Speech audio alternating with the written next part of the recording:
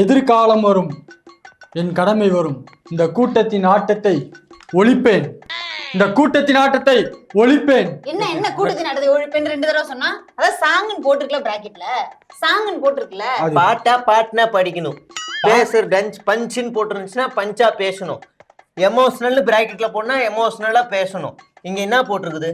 இது சாங். தமிழ் தான் தற்குறா. இங்க என்ன போட்டிருக்குது? அண்ணா எனக்கு ஸ்கிரிப்ட் பேப்பர்ல சாங்னா அதுக்கு தனியா ஒரு இது கொடுத்து அது போட்டிருப்பாங்க. நீங்க டைலாக் கூட சேர்த்து எழுதுனா அப்புறம் அப்படிதான் படிக்க முடியும். பாட்டா பாடணும் பாரு. ஸ்கிரிப்ட் எழுது. பாட்டா படிக்கணும். அத புரியுதா? எதிர்காலம் இங்க பாட வேணாம், போதும். அப்படியே சோகமா இது மாதிரி இருக்குது. அடுத்து படிப்பா. சரி. மதுரை மத்தி விஜய். உன் பேர் தானே போட்டுக்குது. அத கூட பாத்துக்கியா? அது கூட பாத்துக்கியா? உன் பேர் தானே போட்டுக்குது. அத கூட வேற படி. தெற்கு அண்ணா இங்க பாருங்க, பிரிண்டிங் மிஸ்டேக்ண்ணா.